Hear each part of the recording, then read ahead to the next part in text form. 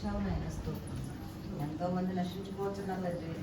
నాయన మమ్మల్ని నిలబెట్టావంటే ఇదంతా నీ కృపే తండ్రి. స్తోత్రం నాయన. బిడ్డలందరితో కూడి ప్రార్థిస్తుంటాం తండ్రి. స్తోత్రం నాయన.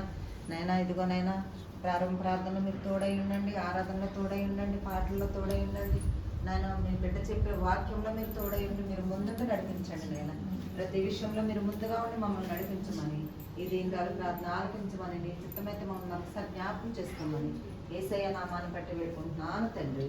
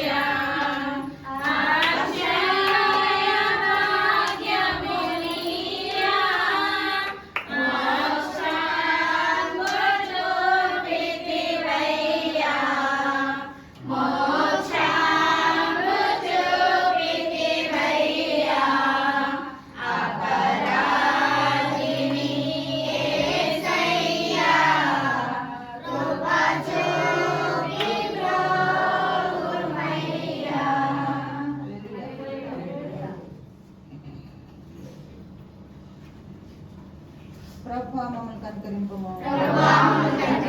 క్రీస్తు మమ్మల్ని కనికరింపుము. ప్రభువా మమ్మల్ని కనికరింపుము. అపోస్తలుడైన పౌలు గారి విశ్వాసం మన విశ్వాసం ద్వారా ఒప్పుకుందాము.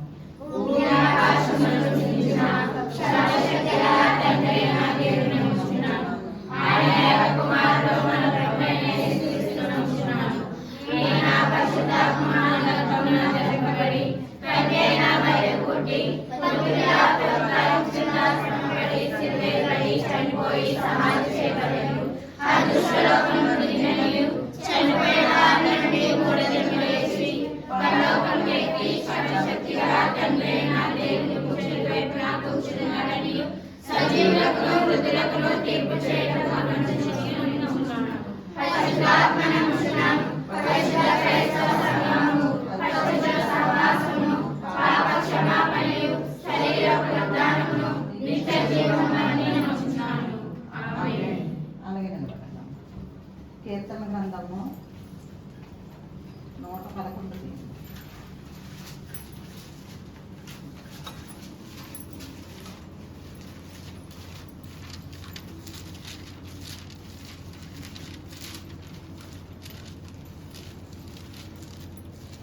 తీసారమ్మా.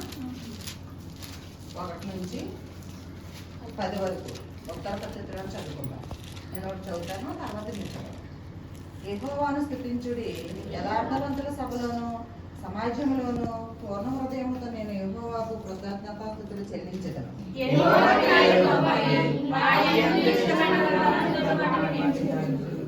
ఆయన కార్యము మహిమ ప్రభావము గలది, ఆయన నీతి నిత్యము నిలకడగా నుండేను.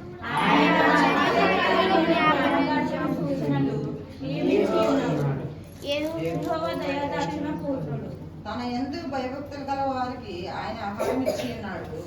ఆయన నిత్యము తన నిబంధన జ్ఞాపకం చేసుకును.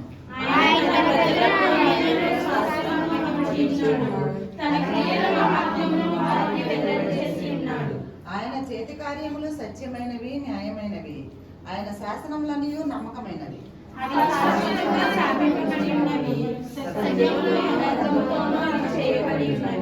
ఆయన తన ప్రజలకు విమోచన కలుగజేయువాడు. తన నిబంధన నిత్యముగా ఉండ నిర్ణయించేవాడు. ఆయన నామము పరిశుద్ధమైనది, పూజింపదగినది.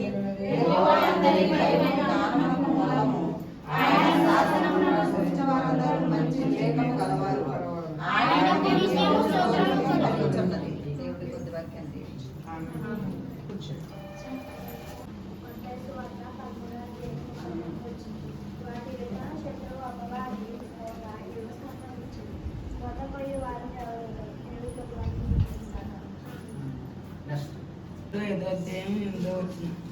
నిబ్బరమైన బుద్ధి గలవారే మెలకువగా ఉండు. మీ విరోధమైన అపవాది గర్జించు సింహం వలె ఎవరిని నిర్మూదమా అని వెతుకుచూ తిరుగుతున్నాడు.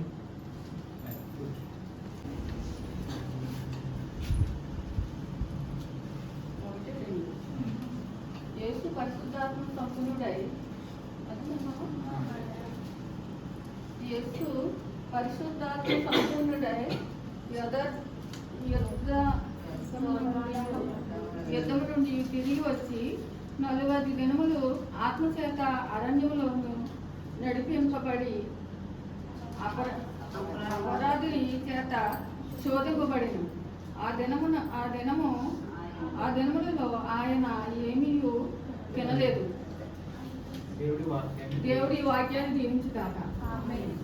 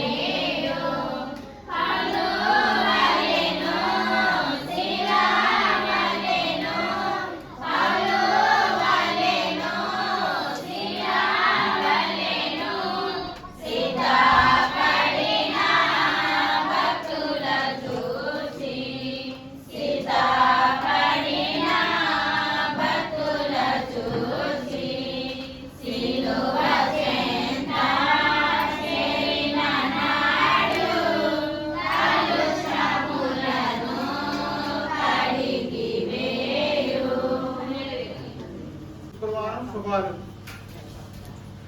అందరికీ. శుక్రవారం శుభాలంటే మీరు ఏమనాలి? చెప్పాలి, లేకపోతే మీరు కూడా శుభాలు చెప్పాలి. మీ అందరికీ నా వందనాలు. గట్టిగా అది అలా రావన్నమాట. నీ వాక్యము నా పాదములకు దీపము, నా త్రోవకు వెలుగై ఉన్నది. నీ వాక్యము ఎలా ఉంది? నా పాదాలకు దీపము, దీపమును. నా త్రోవ నడచడానికి వెలుగుగా ఉంది. మన పాదాలు ఎలా ఉన్నాయి? దీపము వలె ఉన్నాయి. మన నడకకు వెలుగై ఉన్నది. మన త్రోవకు, మన దారి నడవటానికి వెలుగుగా కనిపిస్తుంది. మనందరికి అలా ఉందా? మట్టి, ఉమ్ము, ధూళి, చెత్త చెదారం అంతా అంటూ ఉంది. ఎలా ఉండాలంట? మన పాదాలు ఎలా ఉండాలి? దీపము ఇలా ఉండి మనం నడుస్తున్న త్రోవలకు వెలుగుగా ఉండాలి. కానీ ఇప్పుడున్న సిచ్యువేషన్లో అలాగా ఎవరికీ లేదు. కాళ్ళలో ఏవో సమస్యలు. ఒకరికేమో నడుస్తుంటేనేమో మోకాలు నొప్పి, ఒకరికేమో నడుస్తుంటేనేమో మండిని, ఒకరికేమో పాదాల్లోనేమో కాయి, ఇలాగా రకరకాలుగా మనం రోగాలతోటి మనం ఉన్నాం. కానీ వెలుగులా లేదు. వెలుగులా ఉండాలంటే ఆయనకు ఎలా ఉండాలి? ఆయనతో సన్నిహితం కలిగి ఉండాలి. ఎప్పుడు కూడా ఖాళీ దొరికినప్పుడల్లా బైబిల్ చదువుకోవడం, ప్రార్థన చేసుకోవడం, ఏ కార్యక్రమంకి వెళ్ళినా ఆ కార్యక్రమాల్లో మనం వెళ్ళి మాట తీరు చక్కగా మాట్లాడి మన కార్యక్రమాలు చేసుకుంటూ అలా వెళ్ళినప్పుడు ఆయన యొక్క ఆశీర్వాదము మన మీద ఉండదు. శత్రువు మన మీదకు రాడు. ఈరోజు మనం చెప్పుకోవలసిన వాక్యం శత్రువు. శత్రువు అంటే అపవాది. అపవాది అంటే సాతాను. సాతాను అంటే డెవిల్. ఇతని గురించి మనం 4 మాటలు చెప్తాం. సాతాను ఎవరు? సాతాను ఎవరు? చెప్పండి అమ్మా, మీకు తెలిసింది చెప్పండి, పర్వాలేదు. సాతాను ఎవరు?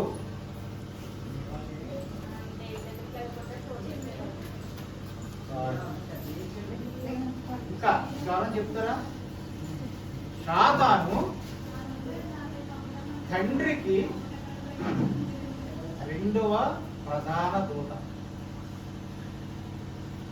సాతాను మన తండ్రి, పరలోకంలో ఉన్న తండ్రికి దూత. మొదటి దూత యేసుక్రీస్తు, రెండవ దూత సాతాను. అతని గురించి మనం మాట్లాడుతున్నాం. సాతాను అపవాది యొక్క పేర్లు, కొన్ని పేర్లు ఉన్నాయి. సాతాను అంటే శత్రువు. శత్రువు ఎక్కడుంటాడు? ఎక్కడుంటాడు? మన పక్కనే ఉంటాడు. మన ఇంటి పక్కనే ఉంటాడు. నువ్వు ఇంటికాడ నువ్వు మొక్క వేసుకున్నావు, గొయ్యితే ఏయ్ మా స్థలంలో నువ్వు ఎందుకు అవుతున్నావు, నువ్వు నాది స్థలం అని మన మీదకి చేస్తాడు. తిరుగుబాటు, ఫైటింగ్. అక్కడి నుంచి పోలీస్ స్టేషన్ దాకా వెళ్ళిపోతాయి గొడవలు. సింపుల్గా సర్దుబాటు అవుతాం. ఎంతంటే నువ్వెంత అంటే అతనితో ఈక్వల్ స్థానం కూడా. అంటే ఆ స్థానం ఏ స్థానంలో ఉన్నట్టు మనం అపవాది స్థానంలో ఉన్నాం. మనం కూడా అతనితో పాటు మనం కూడా అపవాది స్థానంలో ఉన్నాం. ఏంటి? అపవాది ఒకటి, సాతాను ఒకడు, స్వాదకుడు ఒకడు, దుష్టుడు. ఇవన్నీ కూడా సాతాను పేర్లు. సర్వలోకమునకు మోసపుచ్చువాడు, సర్వలోకానికి కూడా మోసపుచ్చువాడు. మనం ఒక మంచి పని చేయాలనే ఉద్దేశంతో మనం ప్రార్థన చేసుకుంటాం. కొంతమంది గురించి చెప్తాను. కళ్ళు మూసుకుని ప్రార్థన చేసుకుంటాం. ఈ లోపల ప్రార్థన జరుగుతూ ఉండగా ఈ పక్క నుంచి మన ఇంట్లో మన పిల్లోడు లేకపోతే ఎవడో ఇలా వెళ్తామో ఇలా వస్తామో లేకపోతే జస్ట్ ఇలా రాసుకుంటామో జరుగుతుంది. రాసుకున్నప్పుడు మనం ఏం చేస్తాం? ప్రార్థన అలా మానేసి వాళ్ళు చేసి అది నిజమైన ప్రార్థన. ప్రార్థనలో మనం ఉన్నప్పుడు ఏది కూడా మనకి వినపడకూడదు. సైలెంట్గా మన ప్రార్థన మీదే దృష్టి పెట్టి మన ప్రార్థన అటువంటి ప్రార్థన చేసి దేవుణ్ణి మెప్పించిన వాడు యేసుక్రీస్తు. అతనే కుమారుడిగా లోకానికి. అయితే రెండవ దూత ఉన్నాడు. రెండవ దూత ఎవరు? సాతాను. సాతాను ఏం చేసేవాడు? ఏ పని చేసినా నువ్వే రెడ్డి చేసి మేమో చేయగలదు మా పని, నీ లెక్కే మాకేం అక్కలేదు అని ప్రతి విషయంలోనూ కూడా అతన్ని వ్యతిరేకిస్తూ ఉండేవాడు. అటువంటి వ్యతిరేకత ఎక్కువగా వ్యతిరేకంతో ఉండి సర్వలోకాన్ని మోసపుచ్చిన వాడుగా ఉన్నాడు. ప్రకటన గ్రంథం 12వ అధ్యాయం 9వ వచనంలో సర్వలోకమును మోసపుచ్చిన వాడు సాతాను. ప్రకటన గ్రంథము 12వ అధ్యాయం 9వ వచనం చదవండి.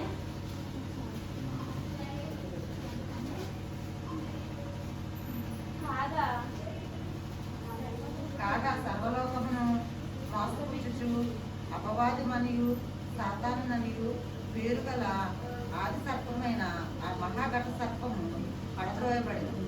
అది భూమి మీద పడద్రోయబడింది. అది ఏంటంటే అతను సర్పముగా ఉండి అక్కడ తండ్రిని ఎదిరిపిస్తూ సర్వలోకాన్ని కూడా గలిబిలి చేసేసేవాడు. అంటే ఆయన ఉద్దేశం ఏంటంటే వీళ్ళందరూ కూడా నా పక్కనే ఉండాలి. ఆయన యోహాన్ని యేసుప్రభు గారిని ఆయన తండ్రే కాదు, నేను కూడా దేవుణ్ణే, నీకంటే గొప్పవాడు, నేను ఏదైనా చేయగలను, అందరూ నా పక్కనే ఉండాలి అని ఆయన ఇప్పటికీ కూడా ఆనాడు ఈనాడు ఎప్పుడు కూడా అతను అలా మనం శోధిస్తూనే ఉన్నాడు. అటువంటి శోధన ఎవరికి ఇచ్చాడు? ఆదాము అవ్వలకు. అన్ని పళ్ళు తినండి, ఈ చెట్టు పళ్ళు తినదు అని చెప్పినప్పుడు ఎవరు మోసపోయారు? అవ్వను మోసగించాడు. అవ్వను మోసగించి పండు తినేలాగా చేసి ఆమె నమ్మించి, నమ్మకం గురించి చెప్తారు. ఆయన ఆ పండు తీసేసుకుని తినేసినట్టు ఉండకోకుండా ఏం చేసింది? మళ్ళా అలా అయింది. అది తినేసి భార్య చెప్పింది కదా. అయితే పరలోకంలోనూ కూడా ఎప్పుడు కూడా ప్రతి విషయంలోనూ కూడా అది తప్ప రైటా అనేది ఆలోచన లేకపోకుండా స్త్రీ మోసపోతూనే ఉంది. స్త్రీ కానీ బైబిల్లో యేసుక్రీస్తు వారు స్త్రీకి ప్రత్యేకమైన ప్రాధాన్యత ఇచ్చారు. కానీ ఆ ప్రాధాన్యతని నిలుపుకోవట్లేదు. స్త్రీ ఏం చేస్తుంది? చెప్పుడు మాటలు, నమ్మకం, నమ్మేయటమే, ప్రతిదీ నమ్మేయడమే, చేసేద్దాం. కానీ పురుషుడు అలా ఉండడం, ఆలోచిస్తాడు. కానీ స్త్రీ అందుకనే ఎక్కువ శాతము నమ్మికతో మోసపోయింది స్త్రీ అని ఉంది. స్త్రీకే మొదటి ప్రాధాన్యత ఇచ్చాడు. యేసుక్రీస్తు వారు మన లోకానికి వచ్చి తన రక్తాన్ని సిందించి మన పాపాలను శుద్ధి చేసి ఆయన సిలువపై మరణించినప్పుడు, ఆయన సమాధి పెట్టిలో పెట్టినప్పుడు 3వ రోజున మొదటిసారి చూసిందే స్త్రీయే చూసింది మొదట, తర్వాత మిగిలింది. తోమ నమ్మలేదు. యేసుక్రీస్తు వారు 3వ రోజున లేచారు అంటే నమ్మలేదు. ఆయన ఆ రోజుని ఈ ఆలయాన్ని మీరు పడగొట్టండి నేను కడతానని చెప్పేసి అన్నాడు. ఆలయంలో సంత పెట్టారు, మార్కెట్ పెట్టి వ్యాపారం చేస్తుంది. వ్యాపారం ఏమీ కాదు, ఇది దేవుని నేను ఆరాధించుకునే నేను కనుక అందరినీ పంపించేసినప్పుడు ఈ ఆలయాన్ని పడగొట్టి 3వ దినాన్ని నిలబడతానని దాని అర్థం ఏంటి? ఆ ఆలయాన్ని పూర్తి చేసి మనం 3 రోజులు కడతాం కాదు, ఆయన మరణించి 3వ దినాన్ని లేవడం.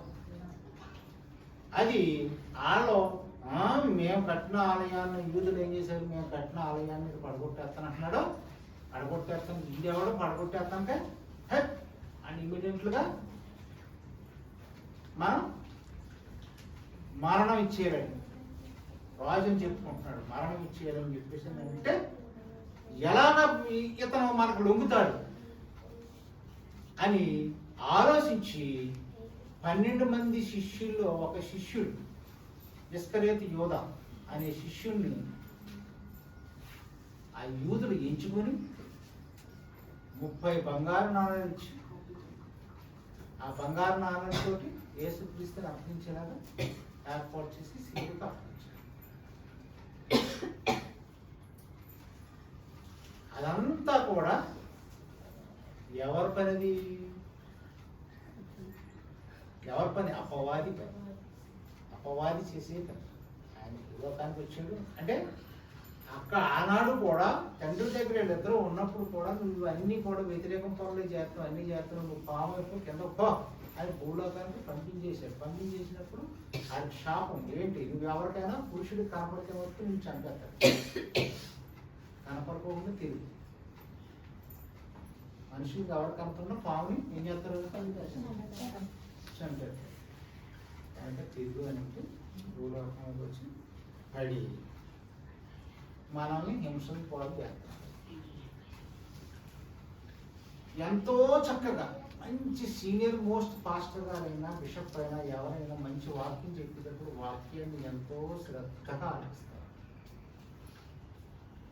ప్రార్థన చేయండి అంటే కన్నీరు కార్చి మోకరిల్లి కన్నీరు కార్చి ఎంతో ఘనంగా ప్రార్థన చేస్తారు.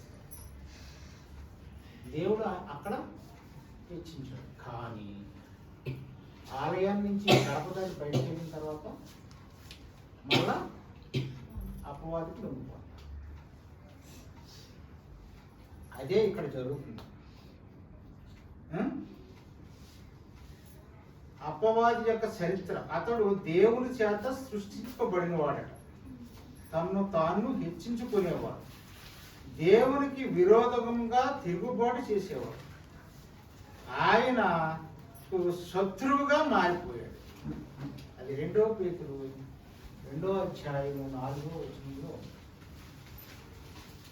చదవండి. అతని యొక్క లక్షణాల గురించి చెప్పుకున్నాం. అతని యొక్క లక్షణాలు ఏంటి? అతడు మోసపరుచు గొప్ప శక్తిని కలిగి ఉన్నాడు. ఎటువంటి వాళ్ళు అయినా సరే ఇమీడియట్గా మాటల ద్వారా నమ్మించేసేసి టంప్ చేసేస్తాడండి. టంప్ చేసి నాడు నువ్వు ఎలా చెప్తారట ఆ టైం చేసేస్తాడు. అతను ప్రత్యేకమైన విధులు ఉన్నాయి. కుయుక్తి గల సర్పముగా ఉంటాడు, వెలుగు దూతగా ఉంటాడు, గర్జించు సింహం వలె ఎదురు చూస్తూ ఉన్నాడు. గర్జించు సింహం వలె ఎక్కడ మింగేద్దామని రాత్రులు సింహం అలాగా గర్జిస్తూ సింహంలాగా ఎక్కడ ఎవడు దొరుకుతాడా ఎవరిని వేసేద్దామని చెప్పేసి తిరుగుతూ ఉంటాడు.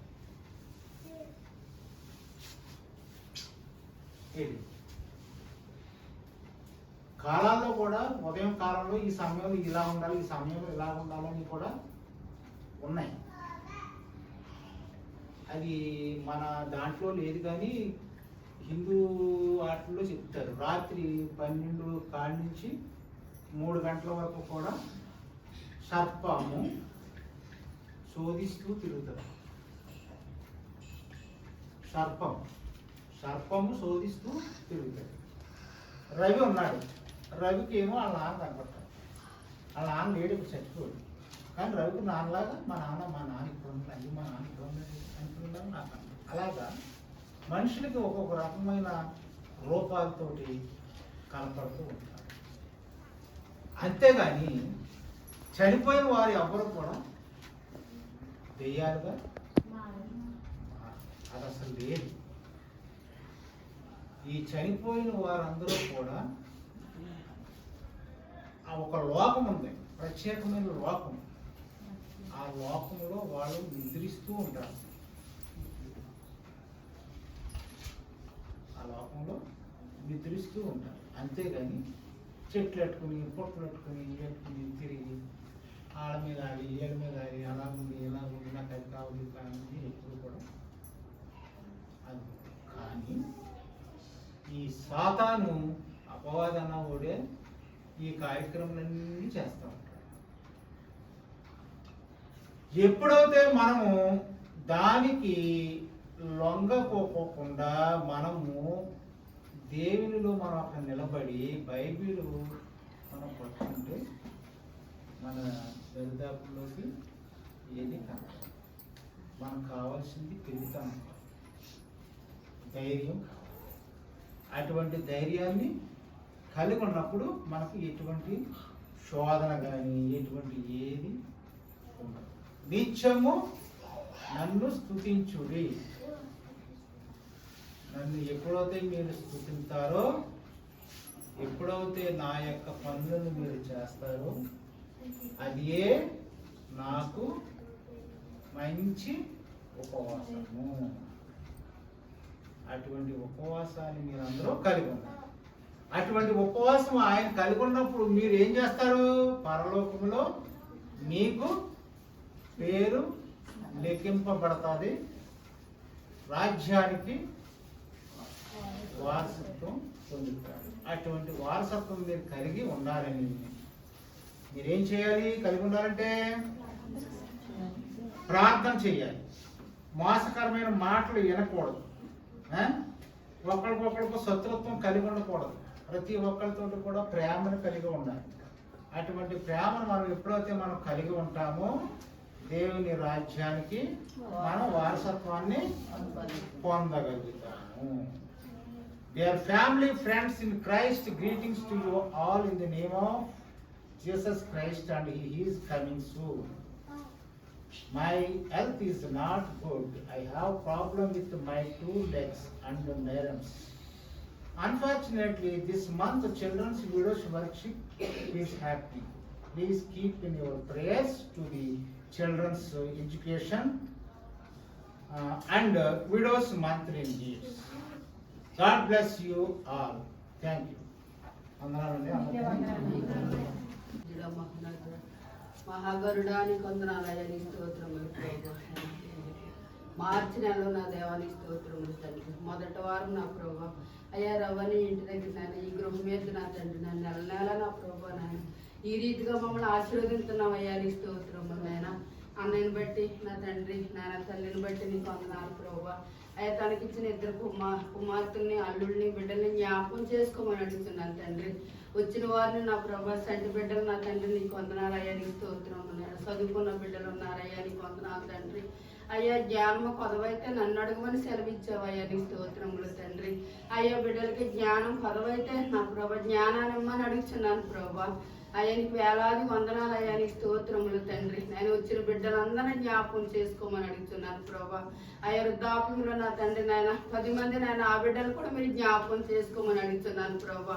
ఎన్నిక లేని దాని ప్రభా, ఎందుకు పనికిరాని దానాన్ని స్తోత్రములని పాల ధూళి లాంటి దాన్ని అయ్యా నీకు వందనాలు తండ్రి. అయ్యా ఇక్కడ చేరి ఉన్న ప్రతి బిడ్డను మీరు జ్ఞాపకం చేసుకోమని అడుగుతున్నాను తండ్రి. అయ్యా క్రమంగాను మర్యాదగాను నా ప్రభా జరిగించిన విధానాన్ని బట్టి నీకు వందనాలు అయ్యా, నీ స్తోత్రములు తండ్రి. అయ్యా నీ కార్యము నా ప్రభా ఎంతో జాగ్రత్తగా క్రమంగా నడిపించుకుంటావు అయ్యా, నీకు వందనాలు అయ్యా, నీ స్తోత్రములు తండ్రి. అయ్యా ముఖ్యంగా నా ప్రభా మమ్మల్ని అందరినీ తండ్రి మీకు లోబడే జీవితాన్ని దయచేయమని అడుగుతున్నాను అయ్యా, నీ స్తోత్రములు తండ్రి. అయ్యా బలహీనులై కూర్చుంటది ఎవరికి వందనాలు ప్రభా. అయ్యా బలపరచమని అడుగుతున్నాను అయ్యా, నీ స్తోత్రములు తండ్రి. అయ్యా ఎరపాకు వదిన బట్టి నీకు వందనాలు అయ్యా, నీ స్తోత్రములు నాయన. అయ్యా షుగర్ నా ప్రభా కొద్దిగా నా తండ్రి అయ్యి డౌన్ అయిందంట దేవా, నీ స్తోత్రములు ప్రభా. అయ్యా నార్మల్ అవడానికి సహాయం చేయమని అడుగుతున్నాను అయ్యా, నీకు వందనాలు తండ్రి నాయన. ఎవరిని విడిచిపెట్టే దేవుడు కాదు నాయన, నీ స్తోత్రములు నాయన. ఎంతగానో నా ప్రభా టాబ్లెట్లు వేసుకున్నాయన ఆయన మీకోసం జీవించాను, ఆయన జీవితాన్ని ఇచ్చినందుకు వందనాలు అయ్యా, నీ స్తోత్రములు తండ్రి. నేను సేరి ఉన్న ప్రతి బిడ్డని జ్ఞాపకం చేసుకోమని అడుగుతున్నాను తండ్రి. అయ్యా నేను ఆ పాటిదాన్ని అయ్యా, నీ స్తోత్రములు నాయన. అన్నయ్య నాకు ఇచ్చిన అవకాశాన్ని బట్టి వందనాలు వందనాలయ స్తోత్రం నాయన. ఆయా అన్ననే నా ప్రభు అనేకమైన చోట్ల నా తండ్రి ఎంతగానో హెచ్చించబడ్డింది అయ్యా నీ స్తోత్రం నేను అనేక గ్రామానికి నాయన నీ స్తోత్రం నేను ఎంతగానో నా ప్రభు కానుకలు పంపించడం దేవా రైస్ పంపించడం నాయన నీ స్తోత్రం నేను అన్నయ్య కుటుంబాన్ని ఈ రీతిగా హెచ్చించావయ్యా నీ స్తోత్రం నాయన స్థితి బాగలేనప్పుడు ఎవరు చూడలేదయ్యా నీ స్తోత్రము నాయన స్థితి మీరు మార్చినట్టు ఐశ్వర్యించవయ్యా నీ స్తోత్రములు తండ్రి అయ్యా ప్రతి కుటుంబానికి ప్రతి సంఘానికి నాయన ఎంతగానో ఆశీర్వదిస్తున్నాను దేవానికి వందనాలు ప్రభు అయ్యా సరిపేలు రవికుమార్ గారు నాయన ఈ కానుక ఇచ్చారు నాయన దేవాలయంలో నా తండ్రి సేవకులు మాట్లాడుతున్నారు అయ్యా నీ స్తోత్రములు నాయన ఉన్నది ఉన్నట్టుగా మాట్లాడడానికి సహాయం చేస్తున్నావు ప్రభా ఈ కుటుంబాన్ని దీవించండి ఆశీర్వదించండి నా ప్రభా అయ్యా అన్న బలహీనుడైతే బలపరచమని అడుగుతున్నాను తండ్రి మా కోసం ఎంతగానో నా తండ్రి చేస్తున్నారయ్యా నీకు వందనాలు ప్రభు నీకు తెలుస్తున్నాయి నా తండ్రి కుటుంబాన్ని మీ చేతులుగా ఒప్పిస్తున్నాను తండ్రి సహాయం చేసి కృప చూపమన్నా ప్రభు ఈ చిన్న ప్రార్థన ఆలకించి అంగీకరించమన్నా ప్రభు నజరేడైన ఉన్నత నామాన్ని బట్టి అడిగి వేడుకుంటున్నా పరమ తండ్రి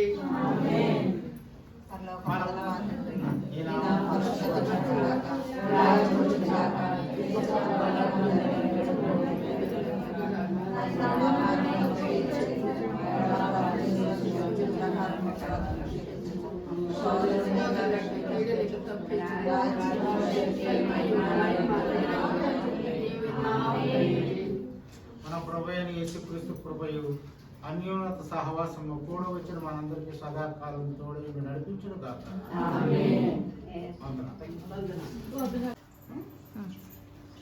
స్తోత్రం స్తోత్రం స్తోత్రం స్తోత్రం స్తుతులకు స్తోత్రాలకు కారణభూతులు నీకు తండ్రి నీకు వేలాది స్తోత్రాలు ప్రభా నాయన ఇంతవరకు నాయన పాటలతో ఆరాధనతో వాక్యంతో నాయన నడిపించావు నాయన ఇదిగో తండ్రి నీ బిడ్డ చేసిన ప్రార్థన నీ పాదాల చెంతకు చేరిందని మేము నమ్ముతున్నాం ప్రభా స్తోత్రం నాయన బిడ్డలకి ఇచ్చుచుండగా మీరు తోడుగా ఉండండి ప్రతి బిడ్డలకి నాయన ఆరోగ్యం బలము శక్తితో నింపండి నాయన ఇట్టి సహాయాన్ని అందించిన బిడ్డలను దీవించి ఆశీర్వదించమని ఈ కొద్ది ప్రార్థన నీ పాదాల చెంతకు చేర్చుకోమని యేసయ్య నామాన్ని బట్టి వేడుకుంటున్నాను తండ్రి. స్తోత్రం స్తోత్రం స్తోత్రం నాయన ప్రభు యేసయ్య నీకెన్నో వేలాది స్తుతులు స్తోత్రం నాయన ప్రభు యేసయ్య ఈ మధ్యకాల సమయంలో తండ్రి అయిన యేసయ్య ఆహారం తినుచుండగా తండ్రి అయిన యేసయ్య నీ కృప ఉండబట్టి తండ్రి అయిన ఈ ఆహారం తినుచుండగా నాయన ప్రభు యేసయ్య మంచి బలమును శక్తిని మాకు దయచేయండి నాయన ప్రభు యేసయ్య పెద్దలేమి తండ్రి పిల్లలేమి తండ్రి అయిన యేసయ్య పాడుచున్న పాటల ద్వారా ఆరాధన ద్వారా వాక్యం ద్వారా ఆది నుంచి అంతవరకు మీరు ఉన్నారు నాయన ప్రభు యేసయ్య ఈ తినుచున్న ఆహారం తండ్రి అయిన యేసయ్య ఇచ్చిన బిడ్డను దీవించండి కాచి కాపాడండి నాయన ప్రభు యేసయ్య నిండైన మెండైన ఆరోగ్యం నా బిడ్డలందరికీ సమృద్ధిగా దయచేయండి ప్రభు యేసయ్య అలాగే నాయన ప్రభు యేసయ్య అత్తనే అంకుల్ని అక్కన దీవించండి ఆశీర్వదించండి ప్రభు యేసయ్య మీ నిండైన మెండైన ఆరోగ్యాన్ని దయచేయండి ప్రభు యేసయ్య అలాగే తండ్రి అయిన ప్రతి ఒక్క బిడ్డను తండ్రి తినుచున్న ఆహారం మీ బలము శక్తిని దయచేయండి ప్రభు యేసయ్య ప్రతి ఒక్క బిడ్డను దీవించమని నజరేయుడైన యేసు నామములో అడిగి పెడుతున్నాము మా పరమ తండ్రి.